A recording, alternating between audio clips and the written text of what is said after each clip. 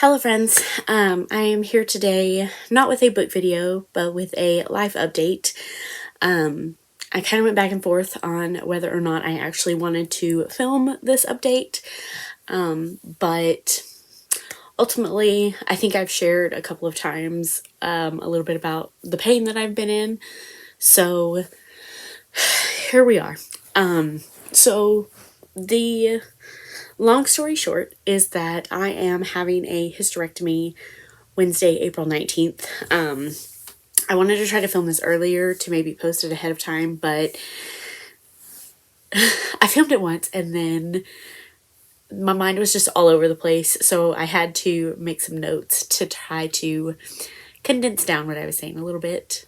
So yeah, I just wanted to make this video to tell you a little bit about why I've chosen to do this. I am younger than, I was going to say the majority of people, but through like my research on what I wanted to do, I've learned that I'm not, that it's just something that doctors and insurance companies kind of force you to wait on. And my doctor and I decided that it was no longer okay to wait. So yeah, long story short, I am having a hysterectomy. This will be 3 weeks before my 33rd birthday. I'm going to walk you back to the very beginning and, like I said, kind of go through my reasoning of why I chose to do this so early. Try to bring awareness so that others who may be going through similar things or the exact same thing, so that they don't feel alone, so that hopefully give them the courage to advocate for themselves, which I didn't do for the longest time. That's just why I've been in this pain for most of my life. So there will be talk about periods and cramping and pain and that kind of stuff in here. So if this is not something that you think that you can listen to, I'm sorry. But I really don't think that there's a way for me to tell the story honestly without mentioning those things. So I was 13 when I started my period, and from that very first period I have been in a lot of pain. Throughout high school and most of college, the days like surrounding the start of my period, usually 2 to 3 days before the day of, and then like throughout the whole period, were so painful. Usually the days leading up to and the day of, I was like down for the count. Like I could not do anything. I would miss school. I would play softball. I missed all of those games, all of those practices. Excuse me. I remember our like little league softball, the fields, the dugouts were like tin, and I would like sit there with my back like pressed up against them, using it as a heating pad because I was in so much pain, and even like the tiniest bit of relief, like I was gonna try to find it. Yeah, that was more all of high school, majority of college. When I was starting my 5th year of college, which is my last year, I started working at a retail job, and nothing had changed. I still couldn't move on those 2 to 3 days every month. So, like I started getting attendance points or whatever they were called. And it was actually one of the managers there that like, she sat me down and was like, hey, I'm noticing this pattern. Is everything okay? Do you need us to help you in any way? So I explained to her what was going on. And she's actually the one who told me that I should go to a gynecologist. I think like members of my family could, like, they could see that this was happening, but I don't think any of us really knew, enough about periods and everything to know what to do. And yeah, I probably should have went to a gynecologist way before that, but I wasn't having sex with anybody, and so in my head, I didn't really see the reason to go. So I was 22 the first time that I went to a gynecologist, and they put me on birth control. I explained everything that was happening. They put me on birth control, told me it would go away, and it didn't. So the next year, when I went back for my next yearly appointment, I switched to a different practice. I went to a completely different town to go to because I live in a small town, and so there's nowhere near here, like there's nowhere here to go, and I was already traveling 45 minutes to go to the doctor, so I switched it to one that was an hour and a half away, just because that was my only option, really. There's nowhere close by that I felt could do what we needed them to do. And over the next couple of years, I just got kind of bounced around between doctors due to who was available, and birth controls due to them saying that that was my only option. So I was 27 the first time that endometriosis was mentioned. That's 14 years after all of this pain started. But I'll explain endometriosis in a couple minutes, but basically the only way to like for sure diagnose is to do a laparoscopic surgery, which the insurance considers exploratory. And for my insurance that I had at the time, nothing we ever did was good enough to justify them doing that surgery. So before I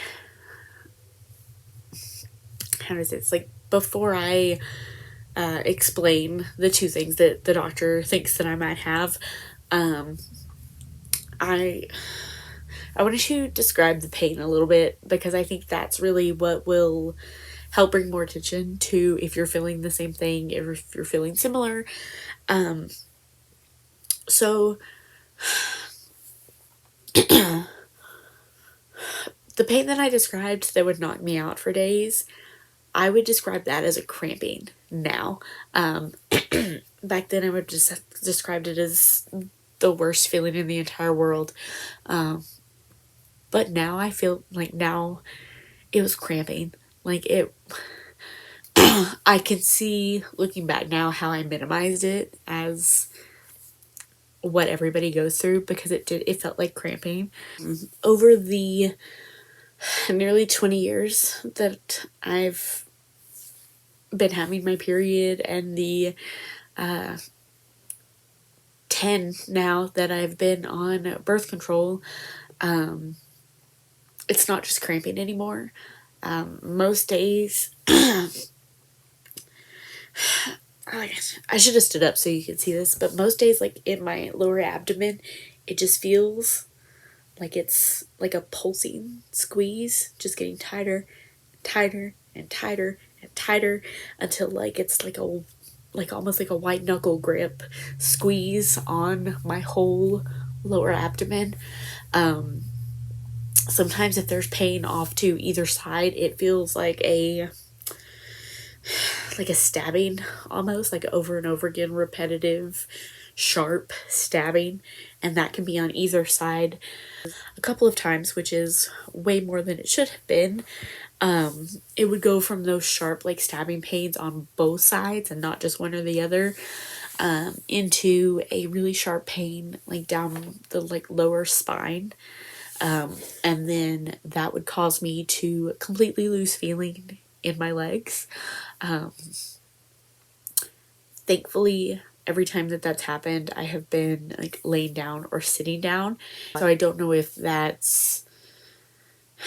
was like the position of my body caused those regular sharp stabbing pains to like transfer into my back until towards my spine. I also have pain when I sit.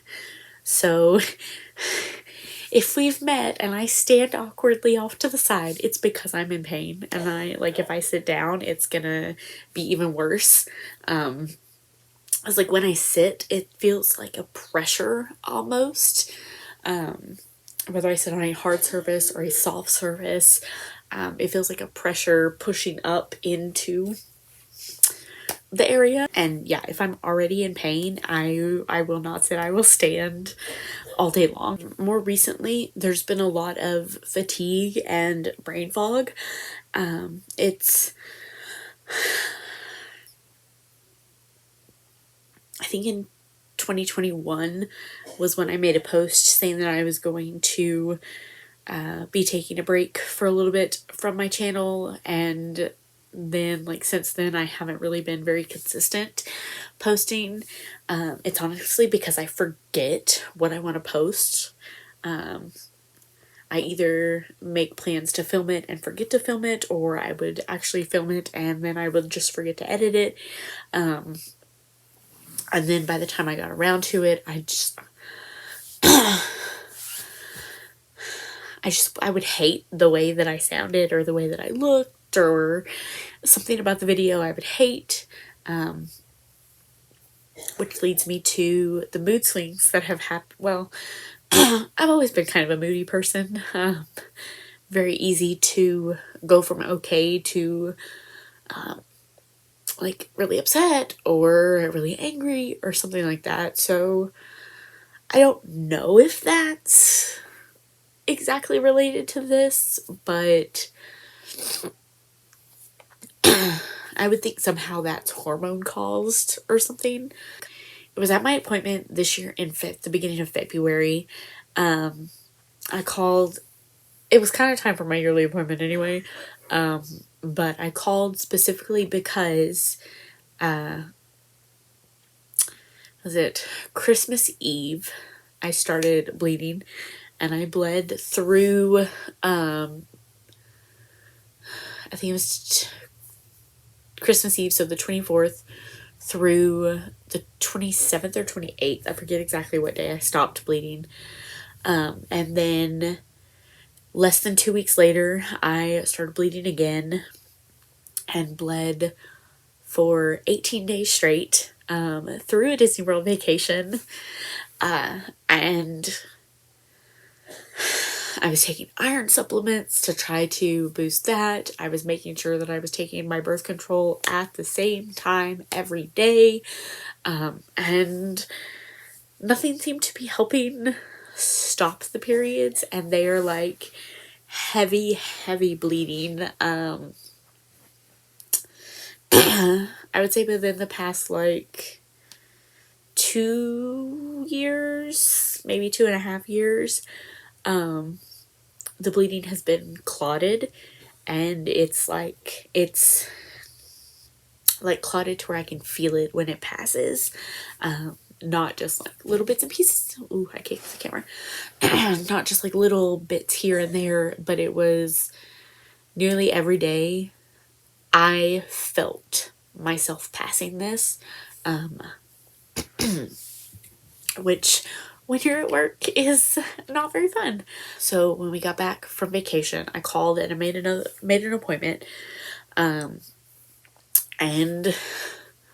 this is a doctor I've seen 3 or 4 years now. She suggested trying a different birth control. And I don't even really know what possessed me to say it this time. But I asked what we could do to not have to take birth control. Because I've told her every year that I go that I haven't been sexually active. And so I'm not using birth control for that. I'm only using it for this, and it doesn't work. Like, it does not help. So I asked what else we could do.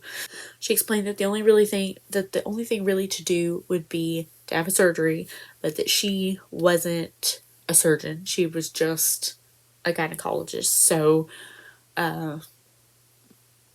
she asked me would I mind seeing one of the other doctors in the practice, because that one was one that would do a surgery. So the next day, the nurse called and set up that surgery consult appointment. We went in. My mom went with me. They said that it wasn't an exam, so that she could go on back with me. So the doctor introduced herself, asked me what was going on, asked me why I was switching from the other doctor to her. And I explained about the pain, and I explained about the periods, and I went through the whole thing again about not wanting to be on birth control. And I kind of thought we were going to have to really, like, not fight, but, like, advocate for surgery. But she was like, okay, so I have to give you all of the options, even the ones that you've already told me you don't want to do, but I have to hear you say you don't want them. So she asked about the pill. I said no. She asked about the implant. I said no. She asked about the insert. I said no. She explained to me a endometrial ablation, which I'm not a doctor. This is just from my understanding. Is where they go in and burn the lining of the uterus, and so like it won't shed anymore, so you just don't have a period. She also explained that because of my age, that lining most likely will grow back in 7 to 10 years, but it will be dead tissue and they won't be able to test it for cancer. So at that point, they do a hysterectomy. She also said we could just go ahead and do the hysterectomy, which is, as she explained, where they go in and basically cut the uterus out. So she was very point blank. She asked me which one did I want to do. I got a little teary-eyed. I cried. I was just like, I just want the pain to end, you know, like, I don't know, like, which do you think is better for what I'm telling you. We ended up doing, at a different appointment, we ended up doing an ultrasound and another pap smear, just so that the insurance would have it, or just so it would be on file if the insurance asked. So when I got those results, she said there wasn't anything on either one of them, but she explained about endometriosis and, I'm going to butcher the name of this, adenomyosis, which I'd never heard of before. I'd heard of endometriosis. It had been mentioned before as something possible, but I'd never heard of adenomyosis. Again, not a doctor. From the best of my understanding, endometriosis is where it's tissue that is similar to the uterus lining, which is what sheds for a period, is growing other places. So it can grow like around the uterus or on the ovaries. Some people that I've even seen in my research had it on like their lungs or their heart or their bladder or their bowels, and like it can really grow anywhere. And then adenomyosis is where there is tissue growing, I don't know how to describe it, like in the muscle of the uterus, not like in the lining, but like in the actual, like say this is a picture, it's in like inside of the uterus itself and not where it's supposed to be. I don't know how to describe that one exactly. I will try to remember to leave a couple of articles that I found linked down below if you want to read up some more on either of those things. So she explained that if it's endometriosis, a hysterectomy will not do anything other than cause me to not have a period. But it won't cure the endometriosis. It won't fix anything. However, if it is adenomyosis, then pulling the uterus out fixes that. She did explain that if they did the hysterectomy, that they would go in and look for endometriosis. She also said most of the ones that she's seen, most of the hysterectomies that she's performed where she has seen endometriosis, it's been like in your face, like you don't really have to look for it, but that they do check around. And so that's why I decided to go ahead and have the hysterectomy. If it is adenomyosis, then problem solved. Yay, yes. And if it's endometriosis, then at least I know and there's not a cure, so there's no way to, I was gonna say at least we can fix it, but at least then I guess so I can better know what my body's doing. Yeah, so like it's Monday night now. My surgery is Wednesday. I have one more day of work. I was able to push work until the day before. Honestly, I think that's what I needed to do, just to keep myself from psyching out about it. Mentally, I'm a little all over the place, as you can imagine. I am excited that this might be it. Though from looking at my symptoms compared to the research that I've done, I do lean more towards endometriosis in my head, but there is always that chance that I'm wrong. So I'm excited about possibly not being in this pain anymore. I'm nervous. I've never had any kind of medical procedure. The most anesthesia I've ever been under is like the laughing gas at the dentist for a cavity filling. Yeah, I'm all over the place, honestly. I'm a little nervous about taking 6 weeks off work, just because there's been some things happen that might cause a lot of change while I'm gone, and that makes me nervous to come back. As of right now, I have a 6 week. I will have 6 weeks off work. I already have a 2 week post-op appointment scheduled, and then I believe the next one will be a 6 weeks when I get approved to go back to work. I think I'm going to make an update video probably towards the end of May when I get ready to go back to work. I will be on Instagram stories. I'll probably update a little bit on there, but I don't know exactly how much. But I want to give myself time to process any news that I find out, heal, and then I would say really like present a full picture. I watched a couple of people on YouTube who did it as like like surgery day, and 2 or 3 days after was a vlog, and then weeks 1 and 2 were a vlog, and then like 4, 5, and 6 were a vlog, and that just like it was helpful because they had been posted so long ago, but if I was watching them as they came out, I don't think that would have been helpful.